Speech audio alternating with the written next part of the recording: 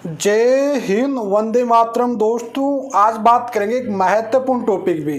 दोस्तों हर किसी के माइंड में सवाल आता रहता है कि मान लीजिए कि सर पत्नी ने ऐसे आरोप प्रत्यारोप मेरे पे लगाया है जैसे कि पूरे कोर्ट में झूठे साबित हो गई, तो क्या उसके बाद भी पत्नी को हमको मेंटेनेंस देना पड़ेगा?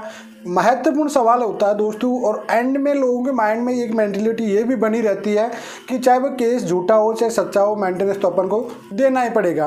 लेकिन आज इस इंपॉर्टेंट टॉपिक की पूरी डिटेल में बात करेंगे। तो चलिए दोस्तों, नो टाइम पास नो बकवास, सीधा करते हैं काम की बात। मैं हूँ हंस। सेकंड बात दोस्तों, कमेंट में नंबर ना छोड़े। अगर आप मुझसे ही बात करना चाहते हो, डिस्कशन पूरी डिटेल होती है, कैंसिलेशन फीस जमा करके आप बात कर सकते हैं। देखिए दोस्तों, होता क्या है कि मान लीजिए आपकी पत्नी आप पे आरोप लगाया इस तरह से कि आपका किसी आपकी भाभी के साथ अफेयर है, आपकी कोई ऑफिस में क्लिक के साथ अफेयर है, किसी के साथ ऐसा अफेयर का लगाया। इस सिचुएशन में मान लीजिए कोर्ट में साबित नहीं कर पाती है पत्नी कि भाई आपका किसी के साथ अफेयर था, तो वह चीज़ साबित नहीं हो पाई, तो उस सिचुएशन में पत्नी को किसी भी कंडीशन में मेंटेनेंस नहीं दिया जाएगा। लेकिन अगर आपके पास कोई बच्चा है और बच्चा 5 साल से छोटा है, तो 5 साल से की जो कस्टडी होती है माँ के पास, उसके बेस पे उन्हें एक बच्चे का मेंटेनेंस दिया जाएगा, लेकिन माँ को मेंटेनेंस नहीं दिया जाएगा। क्योंकि माँ खुद गलत आरोप लगाई आप पे, मेंटल हरासमेंट खुद की आप पे, गलत लांछन आप पे लगाई है, तो इस सिचुएशन में आपको मेंटेनेंस नहीं देना पड़ेगा। सवाल नंबर सेकंड उसी प्रकार से आ जाते हैं, जैसे मारपीट का आरोप लगाना जो कि कोर्ट में साबित नहीं कर पाती, दहेज की डिमांड करना जो भी कोर्ट में डिमांड नहीं कर पाती। दोस्तों मान लीजिए कुल मिलाकर आप पे कोई क्रिमिनल केस कर रही है वाइफ आपकी, एक माइंड में फाट के लीजिए, अगर आप कोई क्रिमिनल केस कर रही है आपकी वाइफ, अगर वह कोर्ट में झूठा पाया जाता है, तो उस सिचुएशन में आप पे बिल्कुल भी मेंटेनेंस नहीं बनेगा, ना ही कोर्ट बना सकता है। कोई छोटा बच्चा है उसका मेंटेनेंस लगेगा, तो उससे 12% के लगभग बनता है छोटे बच्चों का, और इतना ही माँ को। देखो भरण पोषण पर दोनों की जिम्मेदारी होती है, ठीक है। अगर कस्टडी माँ के पास है तो भैया फिर पिता को देना पड़ेगा।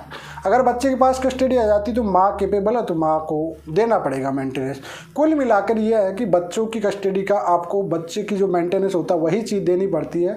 अगर आप पे कोई क्रिमिनल टाइप का केस जैसे 498 हो गया, डीवी केस हो गया, और कोई आप पे गलत टाइप के लांछन लगाना, जैसे किसी के साथ आपका अफेयर है लेकिन ऐसे कुछ अफेयर था ही नहीं, जबकि ज़बरदस्ती कर रही थी आपको मेंटल हरासमेंट करने के लिए कि आपका किसी के साथ अफेयर है, तो उस सिचुएशन में आपको किसी भी प्रकार से मेंटेनेंस नहीं दिया जाएगा। आपको केस को एंड तक साबित करना है, ये लड़ना है कि कोर्ट में फाइट करना है। कई बार क्या होता है ना दोस्तों, मैं बताता हूँ आपको मेन बात, क्योंकि जो पति और पत्नी के मैटर होते हैं ना, उसमें 99% मामले होते हैं कॉम्प्रोमाइज में ख़त्म होते हैं। अब कॉम्प्रोमाइज में ख़त्म होने के बाद क्या होता है कि वन टाइम एलिमिनी दे देते हैं या मेंटेनेंस बन जाता है, मतलब फाइनल कोर्ट का डिसीजन आता ही नहीं है मैक्सिमम केसों में।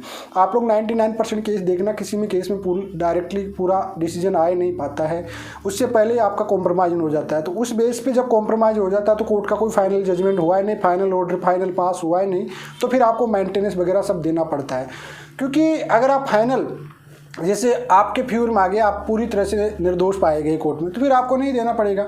लेकिन होता क्या कि पारिवारिक मामलों में क्या होता है कि इतने लंबे चलते हैं जिसमें थक के दोनों ही बीच में कॉम्प्रोमाइज़ कर लेते हैं।